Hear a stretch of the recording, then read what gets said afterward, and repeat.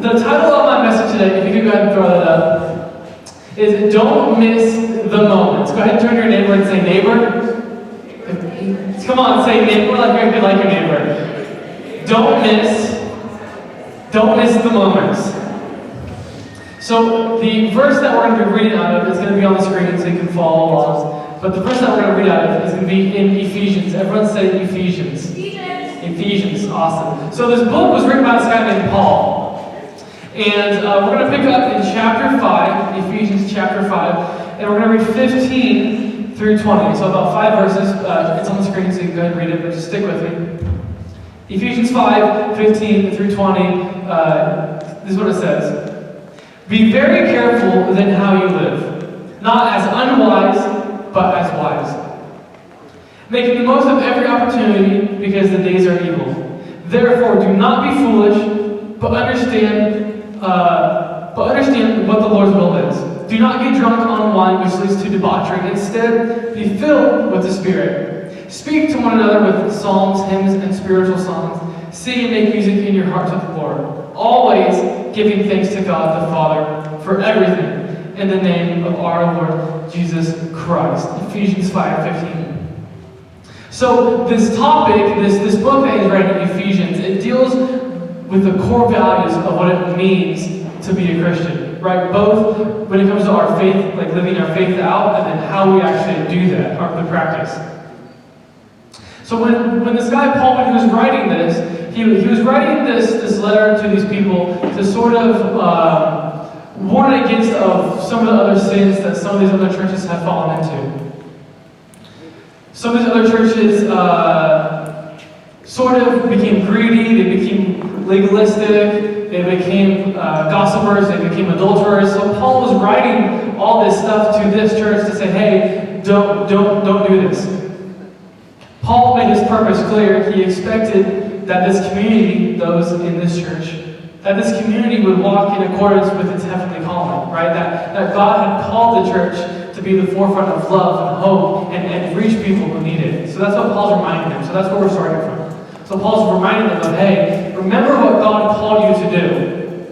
Remember that He called you to live a step above. He called you to love first. He called you to help people, to help the poor, to help widows. Remember that and don't fall into this.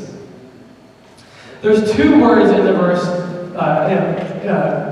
in this verse that we're reading, and they translate, or the Greek of these words is ton. Everyone say ton. Ton, say ton. Kiron, say kiron. Kiron. Ton, kiron. And we find these words in verse 16, where it says, of every opportunity. So these words, ton, kiron, actually mean, when you translate it into English, it means buying up yourself the opportunity, which is an interesting phrase. But they literally mean the opportunity. They refer to time in general, not to time in general, but to a specific point of time. A juncture, a crisis, a moment full of possibilities and quickly passing by. So these 2 words that we see in verse 16, it says right there, it says, making the most of every opportunity. Essentially means, hey, what's happening right now, it's going by really fast, don't miss it. Right, that's what these 2 words in the Greek mean. Hey, it's going by really fast, seize the opportunity, make the best of it before it's gone. In His wisdom, God has crafted a life for us that does not stem from huge consequential moment to huge consequential moment. In fact, if you kind of think about your life right now, and as I was writing this message, I was obviously thinking about my life, and there's only a few major events in my life that I can remember. Right? There was a article I read, and it was talking about how some of the major events in our life are obviously high school graduation, right? Hopefully, all of you get there. That'd be great. I did it. Almost. No, you're kidding. I got there. High school graduation, right? Marriage is one. The birth of a child is one, and then there's a few others.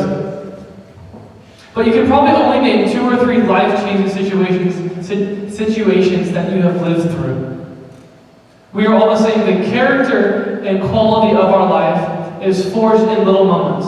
I'll say that again. The character and quality of our life is forged in little moments. Every day we lay little bricks on the foundation of what our life will be. That's interesting, right?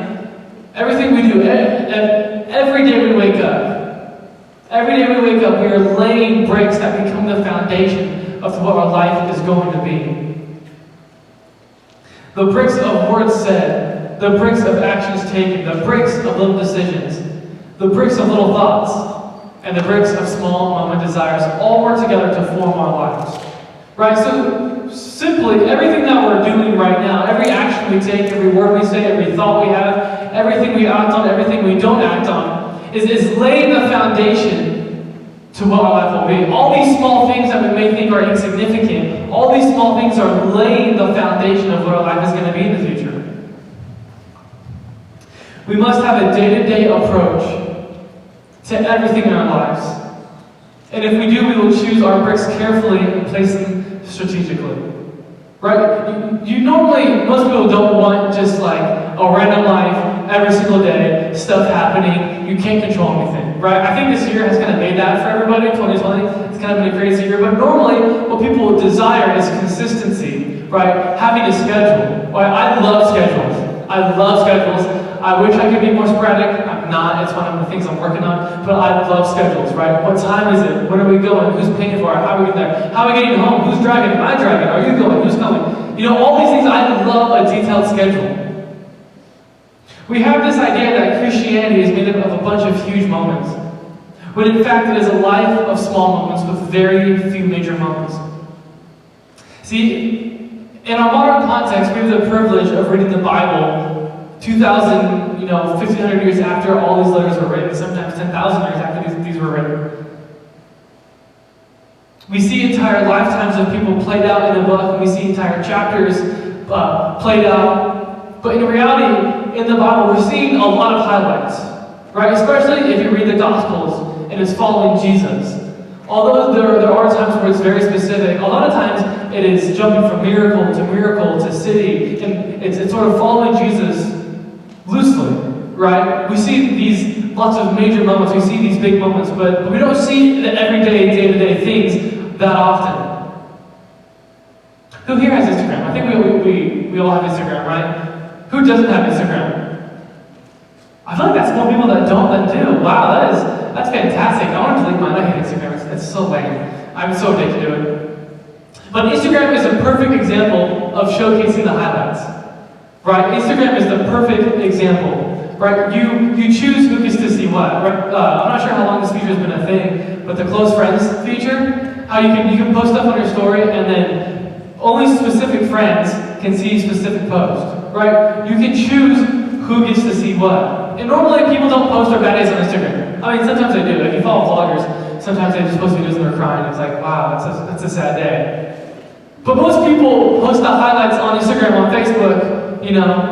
Most people post the highlights because that's what people like, right? They like the polish, and they like the brand new, and they like the fantastic, and they like the cool clothes. But no one rarely posts their worst day on Instagram. Normally, that's the day where you throw your phone across the room and just go eat ice cream and sit in your bed. Maybe that's just me. We have created this idea in our head that we can live an Instagram life and can only enjoy major moments. It sort of transformed our mind that we have to have these huge moments every day or else our life is meaningless. And that's such a weird thought because every moment, I believe, every moment is God ordained and every moment has intrinsic value. No matter how big, no matter how small, every moment has intrinsic value. We think that if it's not some grand moment that it doesn't matter. See, in Ephesians 5, what we had just read, Paul, the author, is trying to convince these people to not waste the moment, right? To make every moment, to not miss the moment. He was trying to protect their future by saying this. He was trying to instruct them so that they didn't get in their own way in the future. To make sure that they actually laid the bricks and laid the proper foundation for their lives. See, we in this Western culture, we have a very, I'll say short-sighted perspective, right? We want things now. I can see a week in advance past that, now I'm gone. So lots of times we make decisions based on our short-sighted perspective or vantage point. And we're not taking into account that every decision that we're making right now is laying the foundation for a further consequence, either good or bad. Every decision we're making. There's a character in the Bible that I want to follow that I think can help us, make the most of our moments, to help us not miss the moment. That character is Joseph. Who knows Joseph? Who's heard of Joseph? Just raise your hands if you've heard of Joseph. We probably all have heard of Joseph. He's a very famous character. Joseph was given dreams and he was given visions by God. And one day he went and he started telling his brother all these dreams that God had given him. Well, because of that, his brothers actually took him, beat him, and threw him into a ditch and sold him into slavery. At 17. Who's 17 here? Raise your hand. 17. You're 17. No one's raising their hand. They're all scared. But he was 17 years old when he was sold into slavery. He was bought by this man named Potiphar, and while working for Potiphar as a slave, he worked his way up to be the head of everything Potiphar owned. We see this in the book of Genesis. After being accused of raping Potiphar's wife, this is all true, this isn't TMZ, this isn't this other stuff, this isn't fake news, this isn't anything, this is real. He was accused of raping Potiphar's wife, he was thrown into prison. Joseph gained favor with the guards and later interpreted dreams from Pharaoh. And later we see in Genesis that Joseph was put in second of the entire nation of Egypt. The entire nation. Right? Like just imagine you at 17 and you go to jail. Or you're being beat up, whatever. And then some years later, probably 13 years later, you're like vice president. Like that'd be crazy. That'd be a story of stories. Like, hey, man, that's rags to riches sort of right there. 13 years had passed before he was in the palace where God had promised him. See, God had given him visions and dreams when he was younger. But it took 13 years of trials and small moments and decisions and things he did for him to get where God promised him. In Joseph's story, there are many small moments that led up to him being second in command in all of Egypt. See, I believe Joseph's life can teach us three things. Three ways of how to not miss the moments. I think I have them up there. The first one is this. Listen closely. If you want to make the most of every moment, you need to make the right choice when no one is looking. Genesis 39:11-12 says this. One day he went into the house to attend to his duties. That's Joseph, right? And none of the household servants was inside. She caught him Potiphar's wife. Okay, so she caught him by his cloak and said, "Come to bed with me." But he left his cloak in her hand and ran out of the house. Skipping down to Genesis 19, verse 20, it says, when his master heard the story, his wife told him, saying, "This is how your slave treated me." He burned with anger, Potiphar. Joseph's master took him and put him in prison, the place where the king's prisoners were confined. Now, it sort of looks, I'll be honest, when you read this, it sort of looks like, well, if Joseph would have just gone to bed with her, this wouldn't have happened, right? I mean, that's the honest first glance when you read this. You're like, man, if he would have just made the other decision, things would have been good, no one would have known. But he made the right decision when no one was looking, which was laying the foundation for him to make the right decision when he was in public later in life. See, making the right decision when no one is looking is a sure way that you will make the right decision when everyone is looking. I'll say that again because that's good. Making the right decision when no one is looking is a sure way that you will make the right decision when everyone is looking. See, what you do in public is a magnification of what you do in private. What you do in public is a magnification of what you do in private. So like if we're around and you maybe slip, swear word here or there, maybe say, something bad. I'm not going to judge you, but that's a magnification of what you're probably doing in private. I asked one time one of my Bible professors, I said, when you preach, have you ever cussed while preaching? Just kind of as a funny moment. And he was like, no. And he was like, because I don't cuss in private. He says, what I don't do in private won't come out in public. But what you do in private will come out in public. When everyone wants to sit back, hang out, and do nothing, it takes fired up Christians to step up and seize every moment and opportunity God places in their path. Making the most of every moment shows that you understand the value of your choices. Choosing to make the most of every moment, thank you. Choosing to make the most of every moment proves that you understand the value of the choices that you're making. Every moment has value. Every choice has value. Joseph knew his choice to run away from Potiphar's wife was the right choice.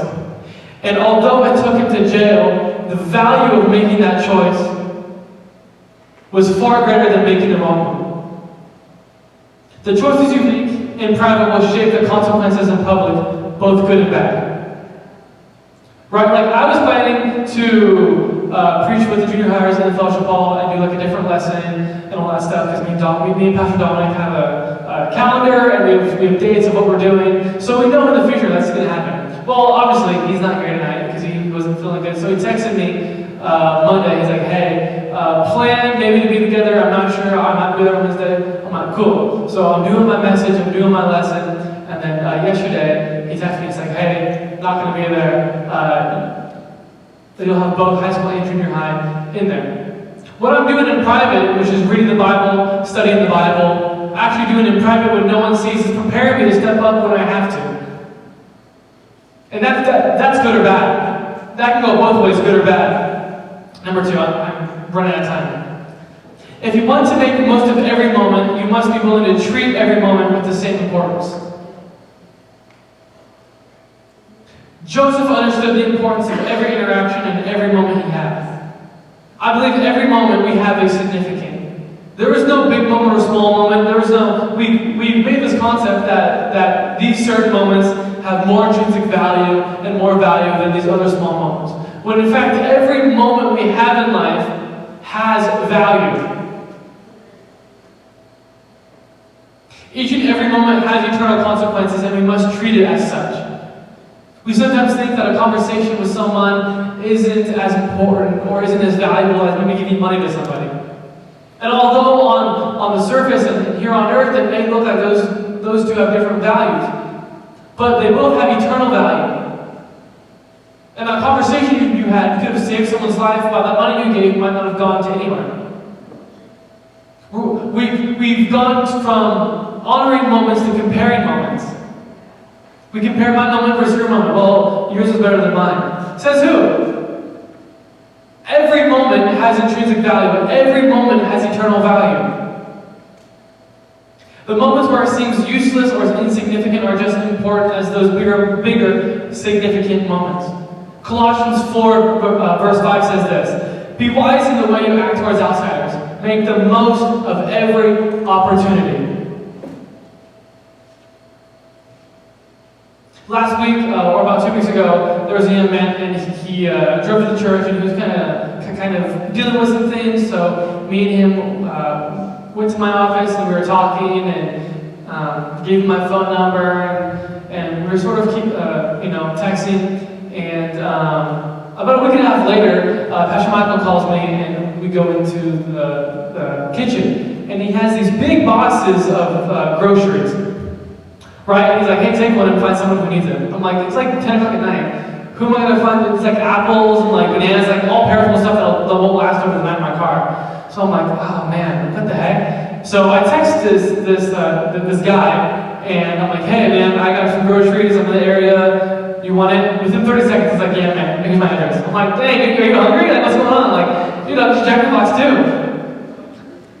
But that moment of me giving him some practical needs of groceries, and this isn't to boast my own accord or make me look really cool because it's not about me.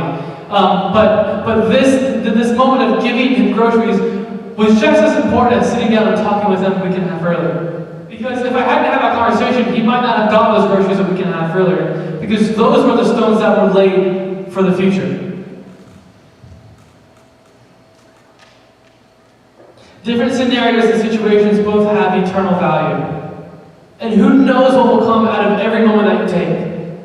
Right? Life is so unpredictable. I'll be honest, life is so unpredictable. Who knows that if you seize every moment you have, who knows what can happen? Right? There was a conversation I had with somebody when I went to Mardi Gras this past year. Not to party, don't worry, I don't party at Mardi Gras.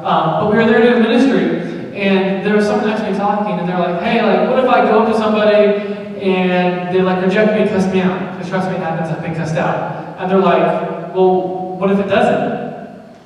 What if they give their life to Christ? What if you stepping out in faith and taking that moment leads to someone's salvation? That, in my mind, is enough to seize every moment. That someone could gain eternal value based on taking every opportunity placed in front of you. The goal is that every moment and interaction will point others to Jesus. Every conversation I have with someone holds the same weight versus when I pray with someone or pray with a student. Everything holds the same weight because there is eternal value. We have little control over some of the situations we find ourselves in life, but we have full control over if we take advantage of those situations or not. You don't always control the things that happen to you or the situations you find yourself in, but you have full control if you take advantage of what's placed in front of you. You can make that decision.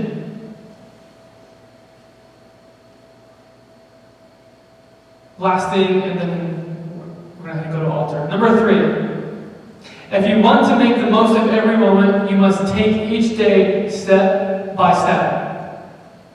There's a small timeline I sort of want to take you by, and if we have it on here, that'd be great, of Joseph taking his life step by step. Right? He took every day, he took every situation step by step that led him to becoming second in command of all of Egypt.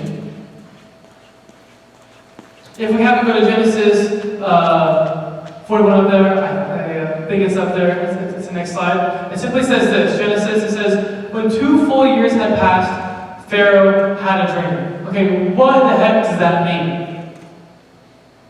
So, Pharaoh had dreams before, right, of, animals and starving and all this stuff. So this verse is taking place after that. It's saying 2 years had passed and Pharaoh had a dream. We're going to skip down to Genesis 41, verse 8. It says this, in the morning his mind was troubled, so he sent for all the magicians and wise men of Egypt. Pharaoh told them his dreams, but no one could interpret them.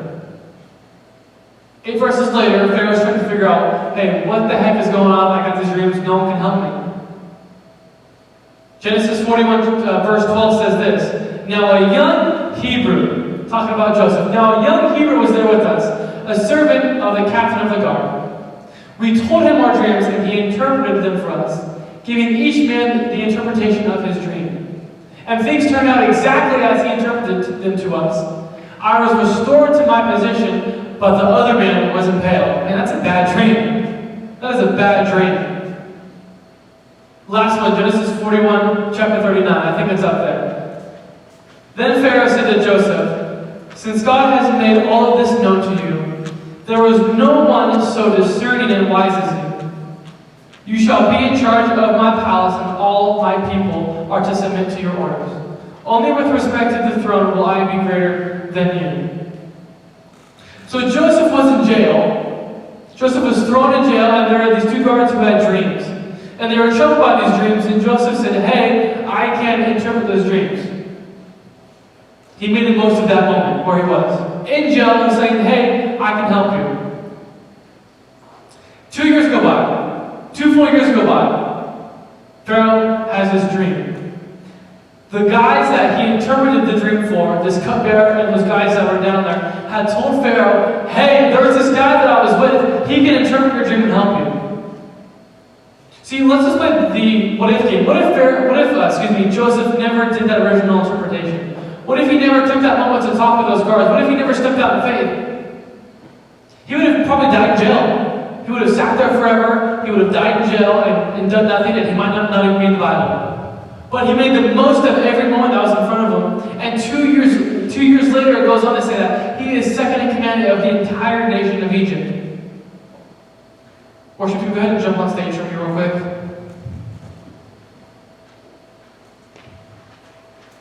Joseph did not go straight to Pharaoh and demand to interpret his dreams. Rather, he waited and excelled in every area before he was brought before Pharaoh. See, trying to force your way up or trying to force opportunities is nothing than excelling in those where you're at right now. Joseph knew the value of every moment and how it was all working toward the will of God. See, making the most of every moment is a slow process. And I know we hate that word slow in our culture because everything has to be McDonald's, fast food, drive-through, microwave. It has to be the fastest. It has to be the most, the newest. But making the most of every moment is a slow process. Over a 13-year period, Joseph's patience brought him to the place where God had called him. Trace, go ahead and start playing when you can. I often stay up late at night, unfortunately, because I get off work late. And on Facebook, there's these videos, and you can scroll up through these videos, and you can watch videos of whoever doing whatever. And lately, ironically, I've been watching videos of people bricklaying that like build walls made of brick and build houses. And I don't know why, it's just kind of one of those things that's like a guilty pleasure. It's like a weird thing, but I really enjoy watching it. Not that I would ever do it, but I just really enjoy watching it. So I've been watching these videos of bricks, and wouldn't it be fantastic if they just grabbed one brick, set it on the ground, and the entire wall built itself? Right? That'd be fantastic. We could build houses so much faster. Sort of like when Iron Man steps into his suit and the entire suit covers his entire body. That would be fantastic. I mean, I go into construction, right? Self-building brick houses, that's But when you watch these videos, it's these guys working at a constant, steady pace, laying brick after brick.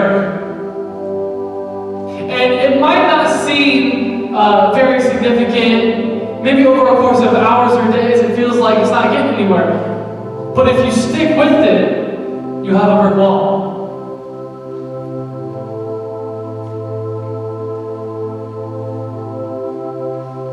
They have to purposefully lay each brick in the correct order to build the wall. They have to grab the brick, they have to set it on there, they have to place it, make sure it's lined up to build the wall. Not taking 10 bricks at a time and just throwing them in a pile, but taking brick after brick.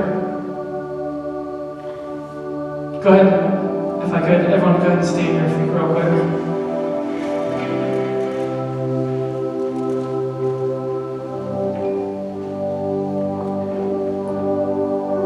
So often like I said, we see these huge moments, right? And we all have huge moments, we all have big moments in life.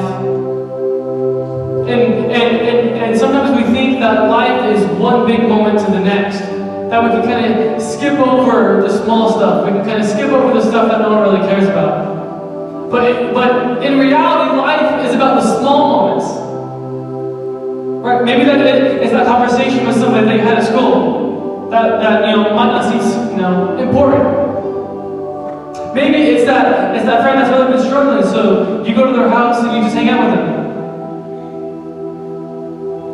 Doesn't seem like a whole lot, at least not yet. Right? Maybe it's that family member that's been really just trying to spend some time with you. Right? Maybe it's that Monday where you're like, I'm going to read my Bible. Like, this is it. I'm going to do a 100-day Bible challenge. Here's a break. Right, maybe it's Wednesday and you missed Tuesday. You're like, you know what? I'm starting a new challenge. I'm going to read my Bible even more. Trust me, it happens. I've been there. See, before I had one break. But as you keep adding things, as you keep growing, as you keep following God's will, you start adding breaks. Right, making the most of every moment means taking break by break. That means a slow process. This is an entire lifetime. And the bricks that I'm laying here are going to lay the foundation to my life in the future. Those choices you make now with those friends at that one house are going to lay the foundation. I can think of certain people from high school, and you can go ask Jake, he's in the back, he can tell you, we have friends who made decisions in high school that laid the foundation to where they're at now. You can ask anybody who's out of high school. I can show you their Instagram page. The choices you make in family, maybe that boyfriend or girlfriend, those are choices that are laying the foundation. Maybe it's a good choice. Maybe you graduate high school and go off and do some work internship. That's laying the foundation. Maybe it's staying in a place so you can study, so you can pass that class, so you can get a good grade. That is laying the foundation to your future. that life isn't just 3 big moments and then that's it. But it's a day-to-day walk with Jesus, making decisions, making the most of every moment, making the most of where He's put you right now. See, I don't know your situation. I know some of your situations, but most of you, I can't tell you in detail sort of where your life is right now. But I can tell you this, whatever is in front of you, whatever choice we have to make, it's going to lay the foundation for something in the future. You can probably ask Cherise or Mr. Total or Christina that there's consequences to choices now, and they last lifetimes. If I could, everyone go ahead and bow your heads and close your eyes.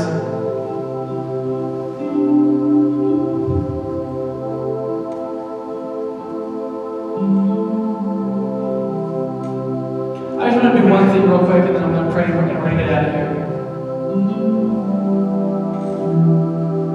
But if you're here tonight and you realize and you acknowledge that maybe you've been missing the moments, maybe you're too focused on the future and you're too focused on the next big thing, and you're just trying to get from point A to point Z while missing B through Y. Maybe you're here to say, yeah, I've missed it. I've turned my focus away from God and what He has for me, and I've focused on the short-term things. So with every eye closed and every head bowed, if that's you, if you're saying, Caleb, I want to make the most of my moments. I want to get to heaven one day and hear God say, good and faithful servant. You did what I called you to do. Not to make a lot of money or not to be really famous, but to love people right in front of you. To take steps of faith every day and make every moment count, because every moment has eternal value. If that's you, just go ahead and raise your hand real quick. I just want to pray for you.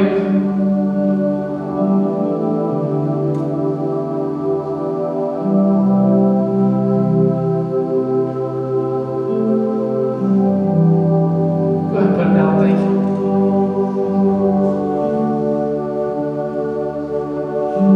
Every moment has eternal value.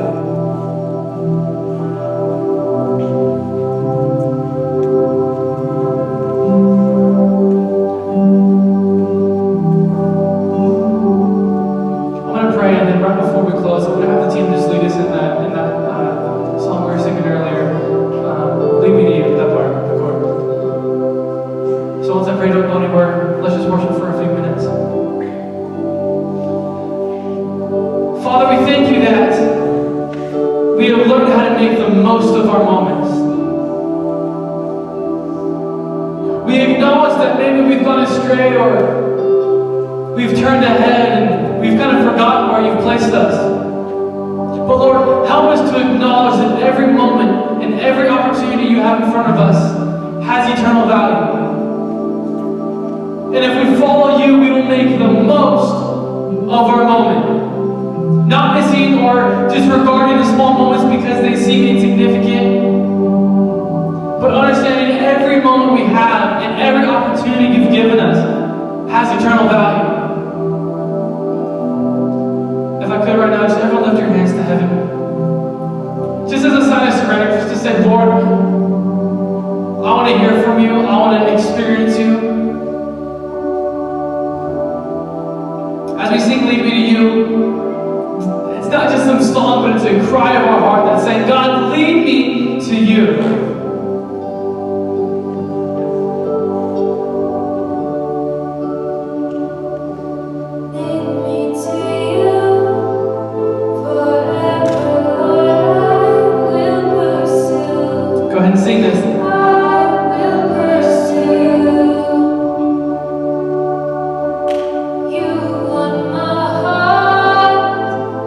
Jesus, You're all that I want.